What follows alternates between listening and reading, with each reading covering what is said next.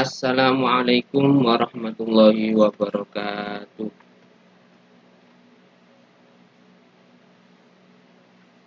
Salam sejahtera bagi kita semua. Semoga anak-anakku dan adik-adikku sekalian kelas 3 UPTSD 6 Gresik tetap diberikan perlindungan oleh Allah Subhanahu wa taala, selalu dalam lindungan Allah Subhanahu wa taala, selalu diberi kesehatan, selalu terhindar dari pandemi COVID-19 yang melanda dunia pada saat ini. Amin Allahumma amin. Bertemu lagi dengan Pak Izzat. Pak Izzat diamanai untuk memegang pendidikan agama Islam dan budi pekerti untuk kelas 3. Tahun kemarin kita juga sudah bertemu di kelas 2. Alhamdulillah tahun ini ajaran ini juga bertemu lagi dengan Pak Izzat. Sebelumnya Pak Izzat, apabila selama mengajar kalian di kelas 2 ada kata-kata yang salah atau tingkah laku Pak Izzat yang salah, Pak Izzat mohon maaf yang sebesar-besarnya. Baik, untuk video kali ini, pembelajaran kali ini adalah tentang pelajaran 1, Nabi Muhammad panutanku. Namun sebelum kita jelaskan atau kita belajar tentang Nabi Muhammad panutanku, mohon silakan absen terlebih dahulu dengan menuliskan komentar di bawah dengan menulis nama lengkap, nomor absen, dan kelasnya masing-masing.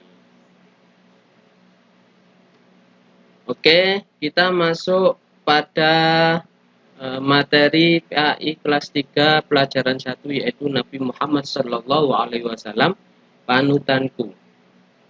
Nanti kita akan mempelajari apa saja? Kita akan mempelajari sikap percaya diri Nabi Muhammad Sallallahu Alaihi Wasallam. Namun sebelum kita masuk pada materi pembelajaran, marilah kita berdoa terlebih dahulu, membaca suratul Fatihah, diniati semoga apa yang akan kita pelajari nanti menjadi ilmu yang bermanfaat, kita mendapatkan ilmu yang bermanfaat, berkah bagi diri kita, bagi keluarga kita, orang tua kita, agama kita, dan bangsa Indonesia secara umum. Ala hadiniyah wa ala kulli niyatin sholihah. Al-Fatihah. A'udzu billahi minasyaitonir rajim. Bismillahirrahmanirrahim. Alhamdulillahi rabbil alamin. Ar-Rahmanir-Rahim. Maliki yaumiddin. Iyyaka na'budu wa iyyaka nasta'in. Ihdinas siratal mustaqim. Siratal ladzina an'amta 'alaihim ghairil maghdubi 'alaihim waladdallin. Rabbi ighfirli wa liwalidayya amin.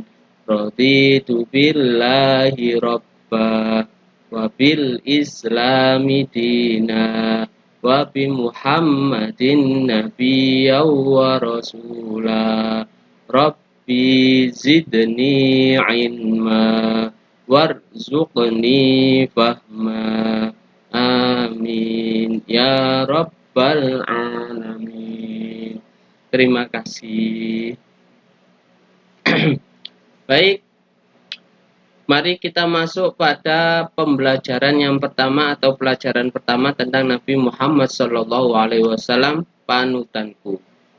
Seperti yang kita pelajari pada kelas 1, kelas 2, dan pada kelas 3 ini, kekasih Allah Subhanahu wa taala yang diutus oleh Allah untuk menyampaikan risalahnya, menyampaikan dakwah ke umat manusia, kekasih yang paling mulia adalah Nabi Muhammad Sallallahu Alaihi Wasallam. Siapa Nabi Muhammad itu? Nabi Muhammad adalah putra dari Sayyid Abdullah. Berarti ayahnya Nabi Muhammad bernama Abdullah. Ibunya siapa namanya? Ibunya Siti Aminah. Ibundanya Nabi Muhammad Shallallahu Alaihi Wasallam bernama Siti Aminah. Beliau sejak kecil sudah ditinggal oleh ayahnya, sejak dilahirkan sudah ditinggal oleh ayahnya.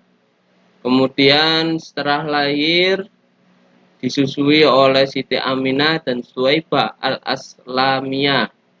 Setelah itu diasuh oleh Halimatus Sa'diyah selama 4 tahun.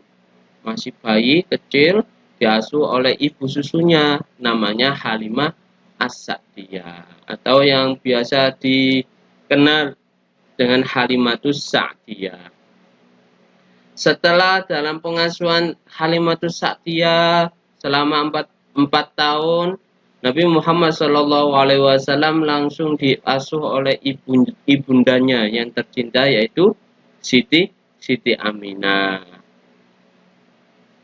Dalam pengasuhan Siti Aminah sampai usia 6 tahun, beliau ditinggal wafat oleh ibundanya. Hanya 2 tahun di bawah pengasuhan ibundanya. 4 ditambah 2, 6 tahun. Usia 6 tahun, ibunda Nabi Muhammad SAW yang bernama Siti Aminah meninggal dunia. Nah, setelah itu kemudian kepengasuhan Nabi Muhammad SAW dilanjutkan oleh kakeknya bernama siapa? Abdul Muthalib. Di bawah pengasuhan Abdul Muthalib, beliau juga diasuh oleh pembantunya Abdul Muthalib bernama Ummu Aiman. Usia 6 tahun ditinggal ibunya, sejak dilahirkan sudah ditinggalkan ayahandanya.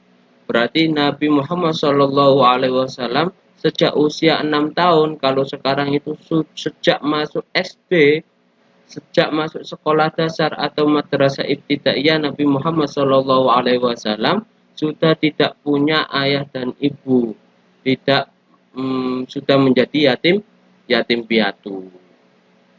Namun, walaupun beliau yatim piatu, tetapi beliau tetap mempunyai sikap-sikap terpuji atau akhlak terpuji atau perilaku terpuji. Nah, perilaku terpuji itu disebut juga dengan akhlakul mahmuda atau akhlak mahmuda. Perilaku terpuji itu disebut juga akhlak mahmuda. Setelah yatim piatu, kemudian kepengasuhan di bawah oleh kakeknya yang bernama Abdul Muthalib, dibantu oleh pembantunya Abdul Muthalib yang bernama Ummu Aiman. Namun Abdul Muthalib wafat atau meninggal dunia 2 tahun kemudian. Artinya Nabi Muhammad SAW ditinggal oleh kakeknya yang bernama Abdul Muthalib tadi sejak usia 8 tahun. Bersedih lagi, sudah kehilangan ayahandanya sejak lahir, usia 6 tahun sudah ditinggal oleh ibundanya yang sangat menyayangi beliau. Kemudian ditinggal oleh kakeknya pada usia 8 tahun.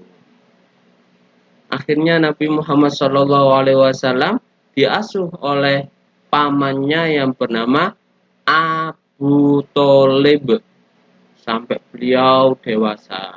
Nah, Abu Thalib ini termasuk pamannya yang soleh, tetapi pamannya yang senantiasa mendukung kehidupannya Nabi Muhammad SAW. Karena beberapa pamannya yang lain itu ada yang jahat kepada Nabi Muhammad SAW. Namun Abu Thalib ini adalah salah satu dari pamannya Nabi Muhammad SAW yang menyayangi Nabi Muhammad SAW sebagaimana Abu Thalib menyayangi anaknya, bahkan lebih daripada anaknya sendiri. Kenapa kok begitu? Karena Nabi Muhammad SAW dalam kesehariannya beliau memiliki atau menunjukkan perilaku terpuji. Salah satunya adalah sikap percaya diri dan juga sikap mandiri. Nah, kita harus sebagai umatnya, kita harus mencontoh sikap percaya diri Nabi Muhammad SAW dan juga sikap mandirinya Nabi Muhammad SAW. Contohnya bagaimana Nabi Muhammad SAW berperilaku percaya diri. Banyak sekali dalam setiap sejarah Nabi Muhammad SAW yang menunjukkan sikap percaya diri Nabi Muhammad SAW. Salah satunya adalah ketika beliau berusia 12 tahun atau masih kecil, beliau diajak oleh pamannya untuk membantu berdagang ke kota Syam, menghadapi orang-orang dewasa, menghadapi pembeli-pembeli dewasa. Tapi beliau tidak malu-malu, beliau menghadapi dengan percaya diri. Selain itu, ketika usia 25 tahun, Nabi Muhammad SAW bahkan sudah berani melakukan perjalanan dari kota Mekah ke kota Syam untuk berjualan, berdagang sendiri, dibantu dengan pembantunya Siti Khadijah yang bernama Maisaro. Hanya membantu saja Maisaro mengambilkan, tapi yang menghadapi siapa? Nabi Muhammad SAW. Bahkan di antara rombongan-rombongan orang-orang Mekah yang berdagang ke kota Syam ketika usia Nabi Muhammad SAW menginjak usia 25 tahun tersebut, Nabi Muhammad SAW adalah orang yang tersukses di antara rombongan-rombongan tersebut. Dagangannya laris, ludes, habis semuanya dengan keuntungan yang sangat besar, berkali-kali lipat daripada dagangan-dagangan rombongan orang-orang Mekah lainnya. Masya Allah. Itu karena apa? Salah satunya karena sikap percaya diri Nabi Muhammad SAW. Lah, apa sih sikap percaya diri Nabi Muhammad SAW itu? Nah, mari kita pelajari sikap percaya diri Nabi Muhammad SAW. Ini tadi yang sudah Pak Izzat jelaskan. Nabi Muhammad ketika usia 25 tahun berdagang ke Syam, ketika usia 12 tahun mengikuti pamannya berdagang ke Syam. Nah, kuncinya Nabi Muhammad SAW bersikap percaya diri ini berpesan pada kita agar hari ini harus lebih baik daripada hari kemarin. Bahkan hari esok harus lebih baik dari hari ini. Artinya semakin bertambah usia, semakin kita harus lebih baik daripada kita yang sebelumnya. Dari sini bisa dipahami ya. Oke, lanjut. Dengan iman yang kuat, Nabi Muhammad SAW selalu percaya diri dalam melakukan dakwahnya. Beliau meskipun diejek ketika menyampaikan dakwahnya, beliau tetap percaya diri karena merasa itu adalah hal yang benar dan hal yang baik di hadapan Allah Subhanahu wa Ta'ala.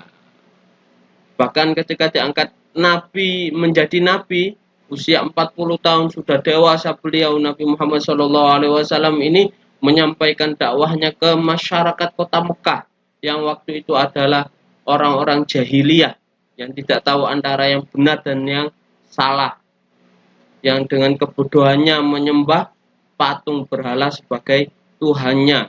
Nabi Muhammad SAW berdakwah kepada mereka. Nabi Muhammad SAW diolok-olok sebagai orang gila, tapi beliau tetap percaya, yakin pada kemampuan dirinya dalam melakukan tugas-tugasnya sebagai utusan Allah, berdakwah walaupun diolok-olok, dihina, dicap sebagai orang gila, tapi beliau tetap yakin pada keyakinannya karena itu benar di hadapan Allah Subhanahu wa ta'ala.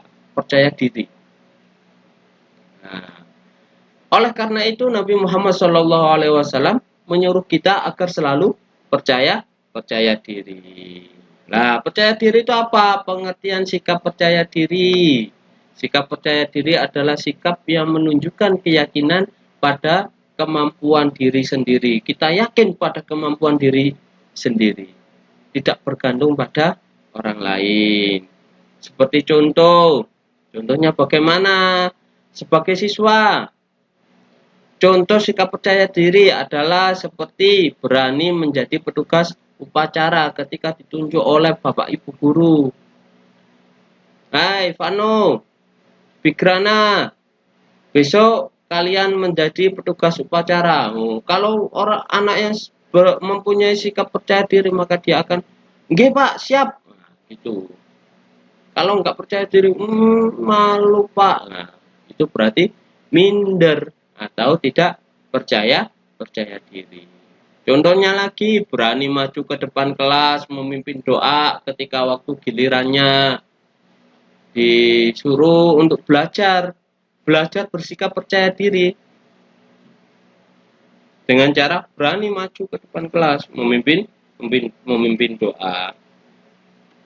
Selanjutnya, mengerjakan tugas, soal latihan, ataupun soal ulangan, ujian, dan lain sebagainya dengan kemampuan diri sendiri, tidak mencontek temannya, tidak minta bantuan orang tuanya, tidak mengeluh, tapi selalu berusaha dan yakin pada kemampuan diri sendiri. Lah kalau nggak bisa bagaimana? Belajar. Dengan belajar, semakin kita tahu, maka semakin kita percaya diri. Oke, lanjut. Nah, terus anak yang tidak percaya diri itu apa? Nah, sikap anak yang tidak percaya diri itu disebut dengan sikap rendah diri atau minder. Kalau sudah rendah diri, minder, berarti dia tidak punya sikap percaya diri. Lah banyak nanti kerugian karena kita tidak mempunyai sikap percaya diri. Namun sebelum itu kita akan membahas ciri-cirinya dulu. Bagaimana sih ciri-ciri anak yang sudah mempunyai sikap percaya diri itu? Dalam Islam sudah mengerjakan, menganjurkan, sudah menjelaskan ciri-ciri sikap percaya diri adalah satu, tidak mudah bergantung pada orang lain. Kalau ketika kita mendapat tugas, kita tidak bergantung pada orang lain, itu berarti kita mempunyai ciri-ciri sikap percaya diri. Yang kedua, berani mencoba sesuatu yang baik. Hal-hal baru yang baik dan benar, berani kita coba. Berani untuk kita lakukan. Maka, ketika kita mau berani mencoba hal-hal yang baru, kita masuk pada anak-anak yang mempunyai perilaku percaya diri.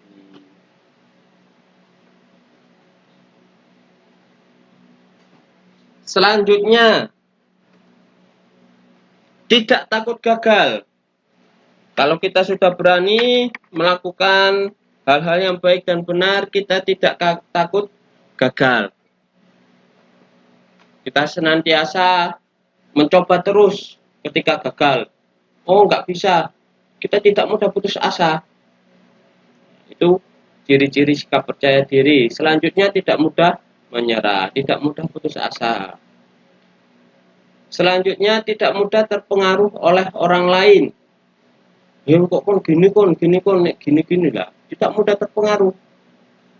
Terutama bisikan-bisikan jahat atau bisikan-bisikan jelek kepada kita yang mempengaruhi pada kita. Kita tidak mudah terpengaruh. Berarti dia mempunyai ciri-ciri sikap percaya diri. Selanjutnya berani mengemukakan pendapat. Kalau ada penjelasan yang kurang paham, berani angkat tangan tanya. Itu berarti salah satu ciri dari anak yang mempunyai sikap percaya diri. Selanjutnya tidak mudah putus asa, ini sama dengan tidak mudah menyerah ya. Kemudian selalu memperbaiki diri apabila melakukan kesalahan. Wah, saya salah, saya harus memperbaiki diri. Wah, nilai saya 60 atau di bawah KKM, di bawah 75. Berarti saya harus memperbaiki diri. Dengan bagaimana caranya? Selalu belajar, mencoba hal-hal yang baru dan benar. Lanjut. Terus bagaimana cara kita melatih sikap percaya diri atau kita memupuk sikap percaya diri? Satu, selalu bertawakal kepada Allah. Apa sih tawakal itu, Pak Izzat? Tawakal artinya menyerahkan keberhasilan pekerjaan yang sedang kita lakukan hanya kepada Allah Subhanahu wa taala. Atau dengan kata lain lebih singkatnya pasrah kepada Allah. Kalau kita mau melakukan sesuatu, kita mengerjakan sesuatu, kita tawakal pada Allah. Hasilnya nanti baik atau bagus atau kurang, kita tawakal pada Allah. Dengan bertawakal, Allah Subhanahu wa taala akan menolong kita.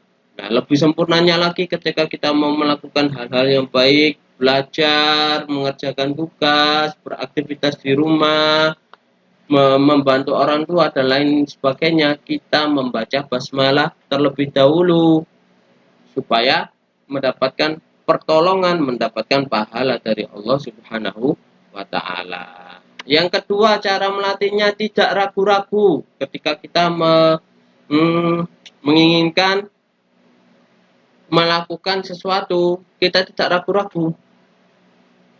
Kalau kita memang bisa mampu untuk mengerjakannya. Nah, bagaimana caranya supaya tidak ragu-ragu? Kita harus mengenali diri kita dulu. Kita harus tahu kemampuan diri kita. Seumpama baru kelas 3, kemudian disuruh menghitung keliling bak mandi. Belum diajarkan. Ayo, siapa yang bisa? Kelas 3 langsung ngadu, saya. Ketika disuruh dimaju ke depan, kemudian ditanyai, nggak bisa apa-apa.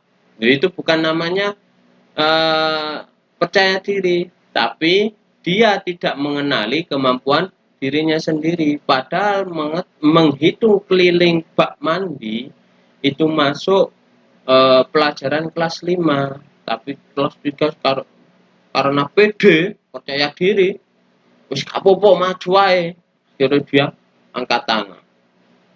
Nah, itu namanya dia tidak punya sikap percaya diri. Tapi dia tidak mengenali diri sendiri. Kalau kita mengenali diri sendiri, mengenali kemampuan kita, maka kita ketika mau melakukan sesuatu, kita tidak ragu-ragu. Itu.